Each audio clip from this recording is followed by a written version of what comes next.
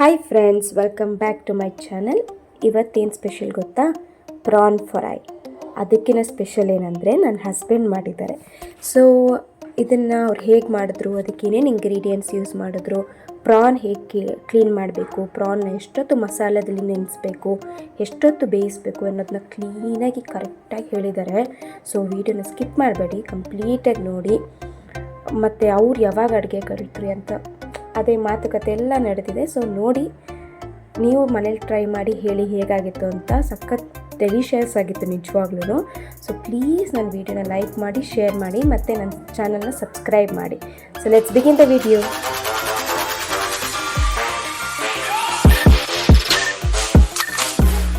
Hi, ಇವತ್ತು ನಮ್ಮ husband prawn fry ಮಾಡಿದ್ದಾರೆ. ಅದಕ್ಕೆ ಏನೇನು ಇಂಗ್ರೀಡಿಯೆಂಟ್ಸ್ ಬೇಕು, ಅದು ಹೇಗೆ ಮಾಡಿದ್ರು ಎಲ್ಲ ಡೀಟೇಲಾಗಿ ತೋರಿಸಿದ್ದೀವಿ.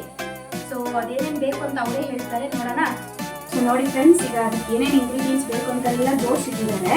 ಸೊ ಅವ್ರ ಹತ್ರನೇ ಕೇಳೋಣ ಏನೇನು ಇಟ್ಕೊಂಡಿದ್ದಾರೆ ಅಂತ. ಓಕೆನಾ? ಸೊ ಹೇಳಿ, ಏನೇನು ಇಂಗ್ರೀಡಿಯೆಂಟ್ಸ್ ನೀವು ಇಟ್ಕೊಂಡಿದ್ದೀರಾ ಅಂತ. ಇದು ಕರಿಬೇವಿನ ಸೊಪ್ಪು, ಓಕೆ. ಆಮೇಲೆ ಇದು ಬಂದ್ಬಿಟ್ಟು ಶುಂಠಿ ಪೇಸ್ಟು, ಬರೀ ಶುಂಠಿ ಪೇಸ್ಟಾ? ಇದು ಬಂದ್ಬಿಟ್ಟು ಧನಿಯಾ ಪುಡಿ, ಓಕೆ. ಇದು ಬಂದ್ಬಿಟ್ಟು ಗರಂ ಮಸಾಲ, ಆಮೇಲೆ ಇದು ಬಂದ್ಬಿಟ್ಟು ಹುಳಿ, ಹುಣಸೆ ಹಣ್ಣನ್ನ ನೆನೆಸಿಟ್ಟಿದ್ದೀನಿ, ಓಕೆ. ಇದು ಬಂದ್ಬಿಟ್ಟು ಸ್ವಲ್ಪ ಫಿಶ್ ಫ್ರೈ ಮಸಾಲ, ಸ್ವಲ್ಪ ಬೇಕಾ ಬೇಡವಂತ ಜಾಸ್ತಿ ಏನು ಬೇಡ, ಯಾಕಂದರೆ ಅವರು ಅದರಲ್ಲಿ ಕಲರ್ಸ್ ಹಾಕಿರ್ತಾರೆ.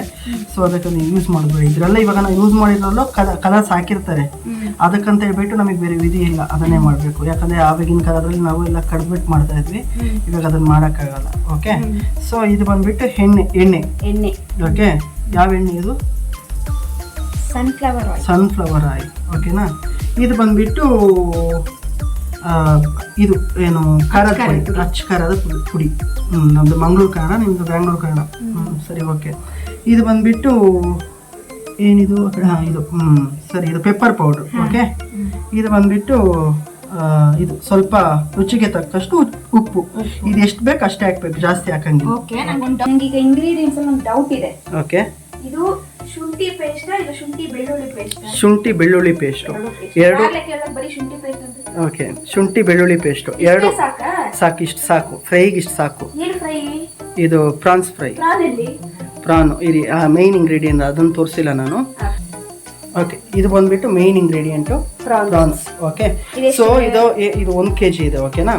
ಸೊ ಇವಾಗ ಏನಂದರೆ ಮೇಯ್ನಾಗಿ ಈ ಪ್ರಾನ್ಸನ್ನು ಬಂದ್ಬಿಟ್ಟು ನಾವು ಎಲ್ಲೋಗಿ ತೊಗೊಂಡ್ರು ಅಷ್ಟೇ ಸ್ವಲ್ಪ ಕ್ಲೀನ್ ಮಾಡಿ ಕೊಡ್ತಾರೆ.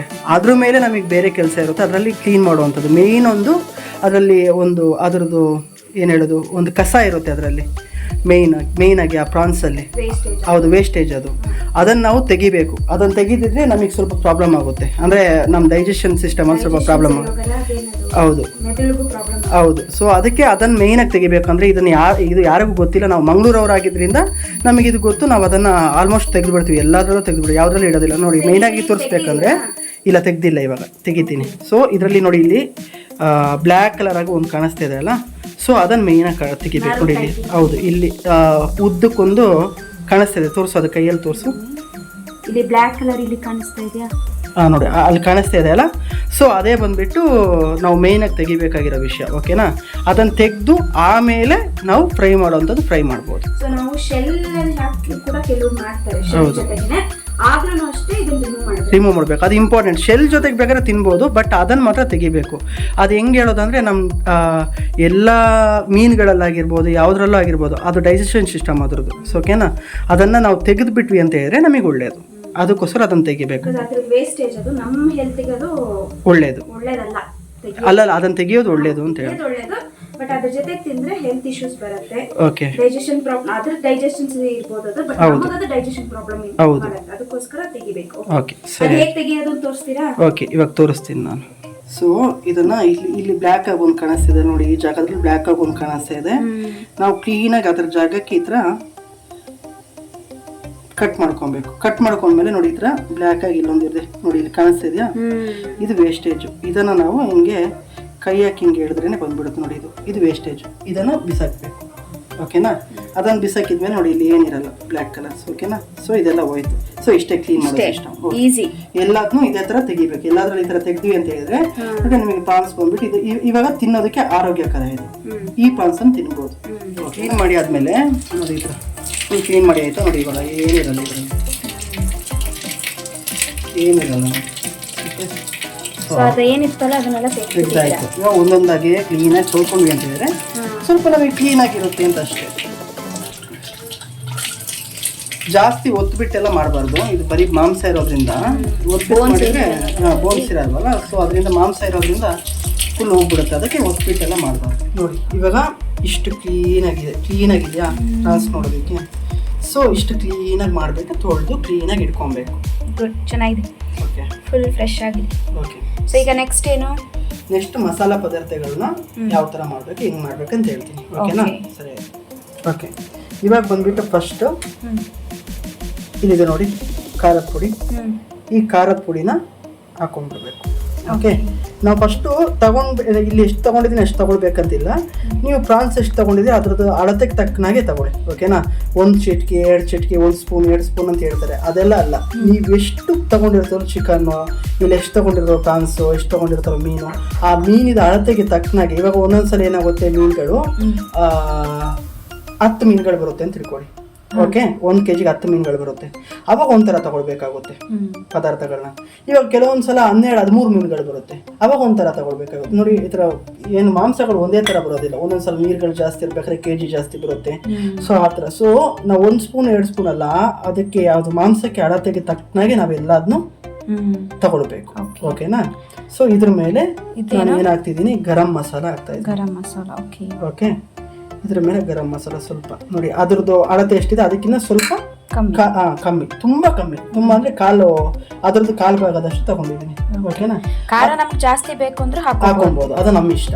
ಓಕೆ, ನಿಮ್ ಇಷ್ಟ, ನೀವು ಯಾವ ತರ ಬೇಕಾದ್ರೆ ತಗೊಳ್ಬೋದು. ಇವಾಗ ಫಿಶ್ ಫ್ರೈ ಮಸಾಲನ್ನು ಸ್ವಲ್ಪ ಹಾಕೊಂತಿದ್ವಿ, ಜಾಸ್ತಿ ಹಾಕೊಂಡ್ಬಾರ್ದು, ಯಾಕಂದ್ರೆ ಕಲರ್ ಜಾಸ್ತಿ ಹಾಕಿರ್ತಾರೆ. ಓಕೆ, ಅದನ್ನ ಹಾಕೊಂತಿದ್ವಿ. ಅದ್ರ ಮೇಲೆ ಬಂದ್ಬಿಟ್ಟು ಪೆಪ್ಪರ್ ಪೌಡರ್. ಓಕೆ, ಅದನ್ನ ಹಾಕೊಂತ ಇದೀನಿ. ಓಕೆ, ಅದ್ರ ಮೇಲೆ ಬಂದ್ಬಿಟ್ಟು ಧನಿಯಾ ಪುಡಿ. ಓಕೆ, ಧನಿಯಾ ಪೌಡರ್. ಓಕೆ, ಧನಿಯಾ ಪೌಡರ್ ಹಾಕ್ತಾ ಇದ್ದೀನಿ. ಓಕೆ, ಸಾಕು. ಅದ್ರ ಮೇಲೆ ಬಂದ್ಬಿಟ್ಟು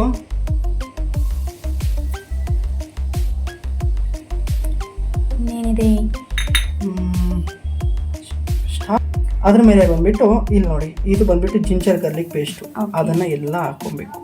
ಓಕೆ, ಅವಾಗ ಇದು ನಮಗೆ ಟೇಸ್ಟ್ ಕೊಡುತ್ತೆ ಜಾಸ್ತಿ. ಓಕೆ, ಸ್ಮೆಲ್ ತೆಗಿಯುತ್ತೆ, ಎಲ್ಲದನ್ನು ತೆಗಿಯುತ್ತೆ. ಓಕೆನಾ? ಸೊ ಈಸಿಯಾಗಿ ಮಾಡ್ಬೋದು. ಹೌದು. ಇದು ಫಿಶ್ಗೂ ಮಾಡ್ಬೋದಾ ಇದೇ ತರ ಮಸಾಲ ಹಾಕಿ? ಎಲ್ಲದಕ್ಕೂ ಸೇಮ್ ಮಸಾಲ. ಈ ಮಸಾಲ ಹಾಕಿದ್ರೆ ಎಲ್ಲದಕ್ಕೂ ಆಗುತ್ತೆ. ಓಕೆನಾ?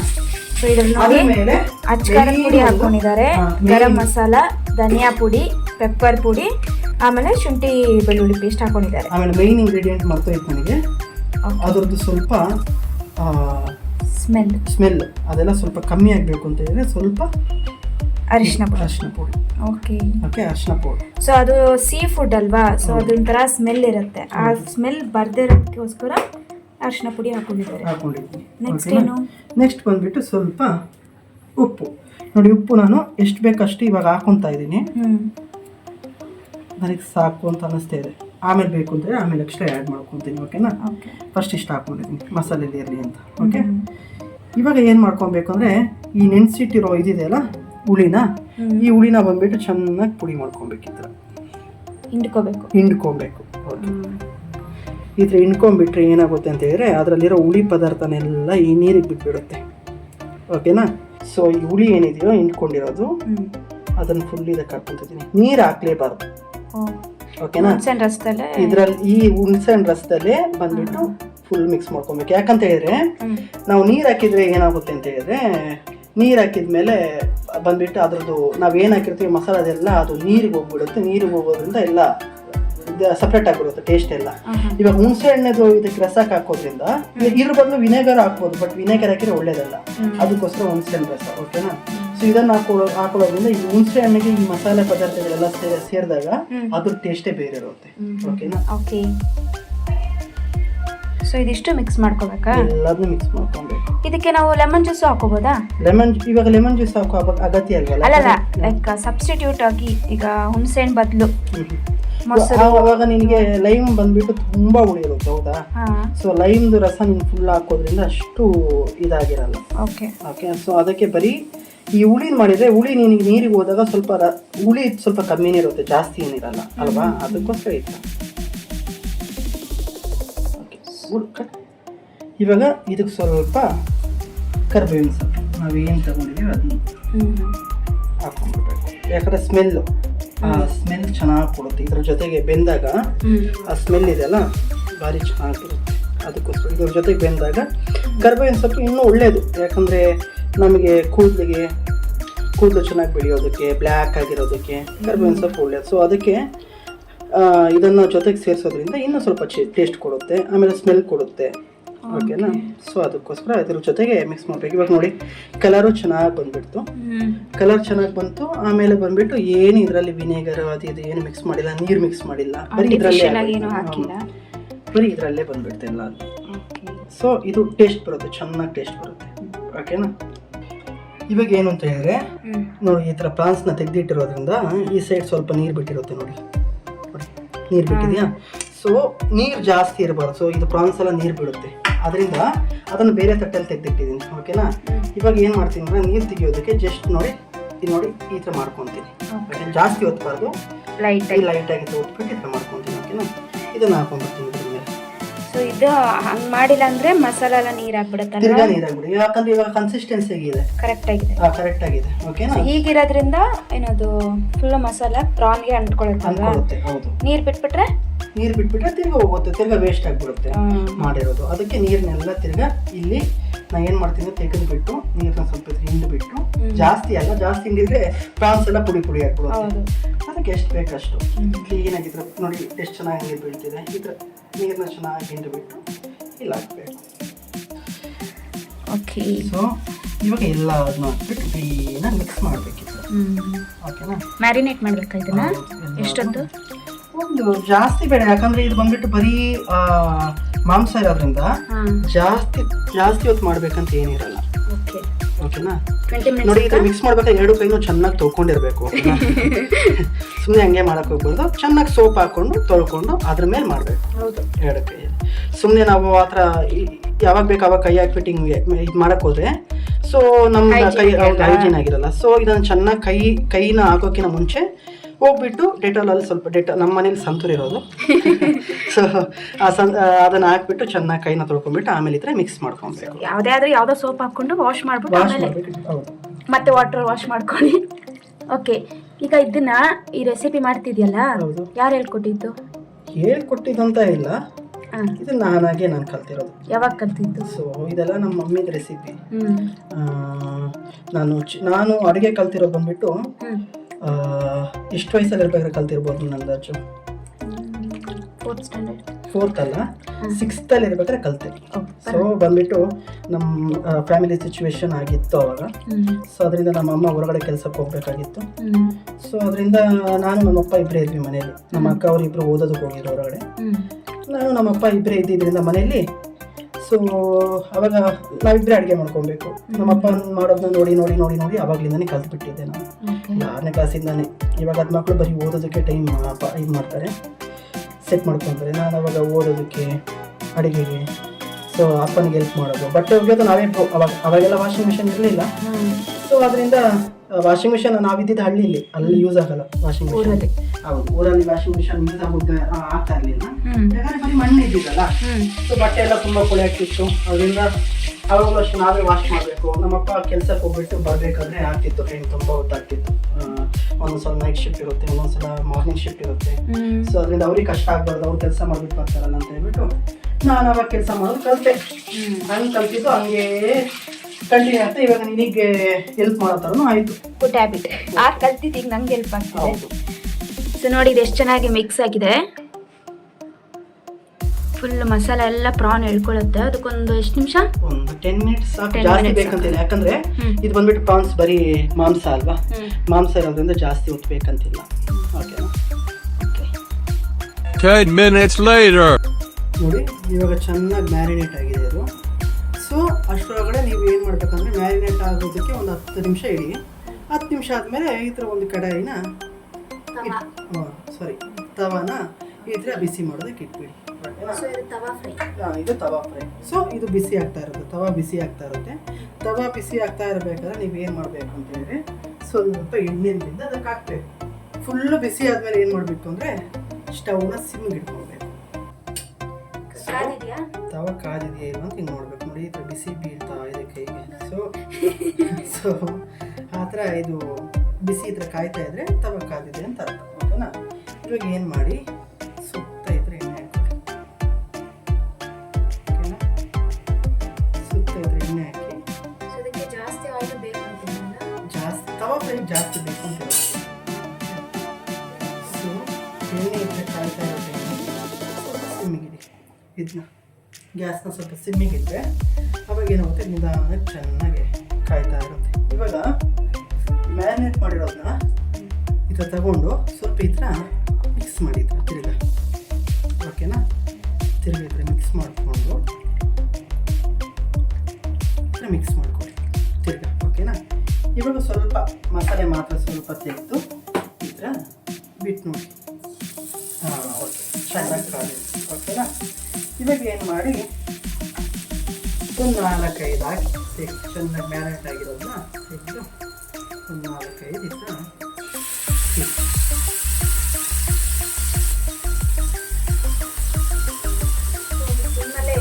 ನಿಮ್ಮಲ್ಲೇ ಇದ್ರೆ ಒಳಗಡೆನೂ ಅಂದರೆ ಮಾಂಸ ಹೊರಗಡೆ ಚೆನ್ನಾಗಿ ಬೇಯುತ್ತೆ, ಒಳಗಡೆನೂ ಬೇಯಬೇಕಲ್ಲ ಅದು.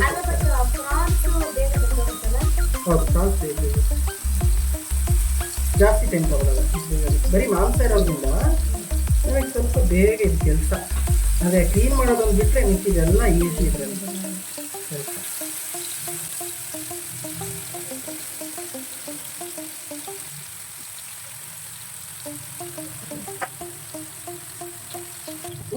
ಸ್ವಲ್ಪ ಎಣ್ಣೆನೇ ಇದ್ರೆ ಸೈಡಿಗೆ ಈ ಥರ ಬಿಟ್ಕೊಡಿ. ಈ ಥರ ಬಿಡೋದ್ರಿಂದ ಈ ಥರ ಸ್ವಲ್ಪ ಪ್ರಾನ್ಸ್ ಎಲ್ಲ ಹೊರಗಡೆ ಸ್ವಲ್ಪ ಬಂದಿರುತ್ತೆ, ಅದಕ್ಕೆಲ್ಲ ಎಣ್ಣೆ ಹೋಗ್ಬಿಟ್ಟು ತಾಳು. ಓಕೆನಾ? ಸೊ ಇವಾಗ ನೋಡಿ ಈ ಫ್ರೈ ಸ್ಮೆಲ್ ಎಷ್ಟು ಚೆನ್ನಾಗಿ ಬರ್ತಾ ಇದೆ. ಒಂಥರ ನೋಡ್ಬೇಕಾದ್ರೆ ಈ ಪ್ರಾನ್ಸು ಆ ಮಸಾಲೆ ಎರಡೂ ಅಷ್ಟೇ, ಎರಡು ಸ್ಮೆಲ್ ಮಿಕ್ಸ್ ಆಗಿ ಒಂದು ಬರ್ತಾ ಇದೆ. ಹೌದು.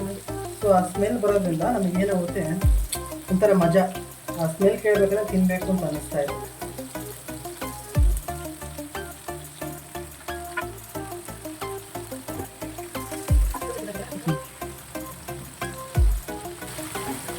ನಾವು ಈವ್ನಿಂಗ್ ಸ್ನ್ಯಾಕ್ ತರ ಮಾಡ್ಕೊಂಡು ತಿನ್ಬೋದು. ನಮ್ಮ ಇಷ್ಟ.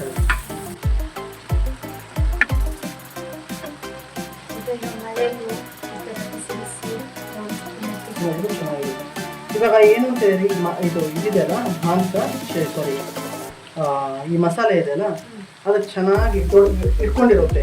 ಇವಾಗ ಇದು ಬಿಟ್ಟರು ಅಷ್ಟೇ, ಇದು ಮಸಾಲೆ ಇದು ಬಿಟ್ಟರು ಅಷ್ಟೇ ಆ ಟೇಸ್ಟ್ ಅದನ್ನ ಇದ್ದಿರೋದು ಪ್ರಾನ್ ಒಳಗೆ ಹೋಗಿದೆ. ನಾವು ಅಂದರೆ ಕಟ್ ಮಾಡಿದ್ದೀವಲ್ಲ, ಅದರೊಳಗಡೆ ಮತ್ತೆ ಮ್ಯಾರಿನೇಟ್ ಮಾಡಿರೋದಕ್ಕೆಲ್ಲ ಹೇಳ್ಕೊಂಡಿರೋದು.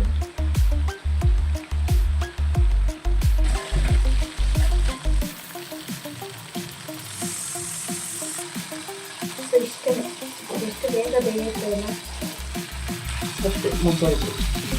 ಇದನ್ನು ತೆಗೆದು ಈ ಥರ ಚೆನ್ನಾಗಿ ಬೇಯಬೇಕು. ಓಕೆ ನೋಡಿ, ರುಚಿಯಾದ ಪ್ರಾನ್ಸ್ ಫ್ರೈ ರೆಡಿ. ನೋಡಿ ಚೆನ್ನಾಗಿ ಮ್ಯಾರಿನೇಟ್ ಆಗಿದೆ. ಸೊ ಅದು ಮಸಾಲೆ ಬಂದುಬಿಟ್ಟು ಆ ಪ್ರಾನ್ಸ್ ಒಳಗೆ ಹೋಗಿರೋದು ಎಷ್ಟು ಚೆನ್ನಾಗಿ ಕಾಣಿಸ್ತಾ ಇದೆ ನೋಡಿ.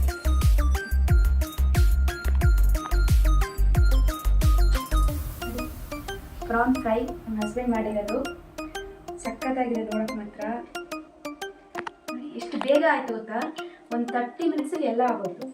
ಸೊ ಇವಾಗ ಟೇಸ್ಟ್ ಹೇಗಿದೆ ನೋಡ್ಬಿಟ್ಟು ಹೇಳು. ಬಿಸಿ ಇದೆ. ಓಕೆ, ಸೊ ನಿಧಾನಕ್ಕೆ ತಿನ್ನು.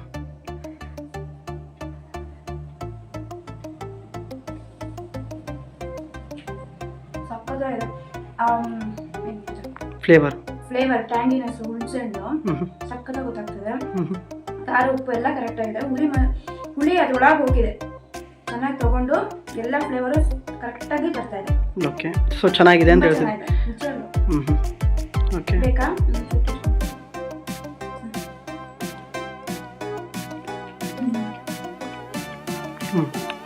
ಸೀರಿಯಸ್ ಆಗಿ ಸಕ್ಕತ್ತಾಗಿದೆ.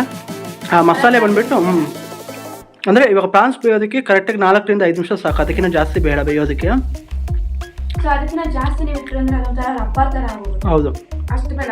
4 to 5 ಮಿನಿಟ್ಸಲ್ಲಿ ಬೆಂದೋಗ್ಬಿಟ್ಟೆ. ಸೊ ಮ್ಯಾರಿನೇಟ್ ಒಂದು 10 ಮಿನಿಟ್ಸು. ವಾಶ್ ಮಾಡೋಕ್ಕೆ ನಮ್ಗೆ ಟೈಮ್ ತೊಗೊಳುತ್ತೆ. ಬೇರೆ ಯಾವುದೂ ಇಲ್ಲ ಇದರಲ್ಲಿ, ಬೇರೆ ಯಾವುದೂ ಇಲ್ಲ. ನಿಮಗೆ ಬರೀ ಡಿಶ್ ಪ್ರಿಪೇರ್ ಮಾಡಬೇಕು ಅಂದರೆ ಒಂದು 20 ಮಿನಿಟ್ಸ್ ಒಳಗೇ ಆಗೋಗುತ್ತೆ. ಸೊ ನೀವು ನಿಮ್ಮ ಮನೆಗೆ ಟ್ರೈ ಮಾಡಿ, ನಿಜವಾಗ್ಲೂ ತುಂಬ ಚೆನ್ನಾಗಿದೆ. ಪ್ಲೀಸ್ ಈ ವಿಡಿಯೋನ ಲೈಕ್ ಮಾಡಿ, ನಿಮ್ಮ ಫ್ರೆಂಡ್ಸು ಫ್ಯಾಮಿಲಿಗೆ ಶೇರ್ ಮಾಡಿ, ಮತ್ತು ನೀವು ಟ್ರೈ ಮಾಡ್ಬಿಟ್ಟು ಹೇಗಾಗಿತ್ತು ಅನ್ನೋದನ್ನ ಕಾಮೆಂಟಲ್ಲಿ ಹೇಳಿ. ಸೊ ಈ ವಿಡಿಯೋನ ಬರೀ ನೋಡೋದ್ರ ಬದಲು ಶೇರ್ ಮಾಡಿದರೆ ನಮಗೆ ಸ್ವಲ್ಪ ನೆಕ್ಸ್ಟ್ ವಿಡಿಯೋ ಮಾಡೋದಕ್ಕೆ ಒಂದು ಇನ್ಸ್ಪಿರೇಷನ್ ಆಗುತ್ತೆ. ಹೌದು, ನೆಕ್ಸ್ಟ್ ವಿಡಿಯೋ ಮಾಡೋದಕ್ಕೆ ಸ್ವಲ್ಪ ಹೆಲ್ಪ್ ಆಗುತ್ತೆ. ಓಕೆನಾ? ಸೊ ನೀವು ಎಲ್ಲ ಹಸ್ಬೆಂಡು ಅಷ್ಟೇ, ನೀವು ನಿಮ್ಮ ಮನೇಲಿ ಈ ಥರ ಏನಾದರೂ ರೆಸಿಪಿ ಟ್ರೈ ಮಾಡಿ ನೋಡಿ, ನಿಮ್ಮ ವೈಫ್ ಮಾಡಿಕೊಡಿ. ವೈಫಿಗೆ ಮಾಡಿಕೊಡೋದಕ್ಕಿಂತ ವೈಫಿಗೆ ಹೆಲ್ಪ್ ಮಾಡಿ, ಮನೇಲಿ ಯಾವ್ದಾದ್ರು ಒಂದೊಂದು ಕೆಲಸ ಮಾಡಿಬಿಟ್ಟು ಹೆಲ್ಪ್ ಮಾಡಿ. ಸೊ ನಮ್ಮ ಮನೇಲಿ ನಮ್ಮ ಮಾವ ಆಗಲಿ ನಮ್ಮ ಹಸ್ಬೆಂಡ್ ಆಗಲಿ ಅವರು ಫ್ರೀ ಇರೋ ಟೈಮಲ್ಲಿ ಹೆಲ್ಪ್ ಮಾಡ್ತಾರೆ.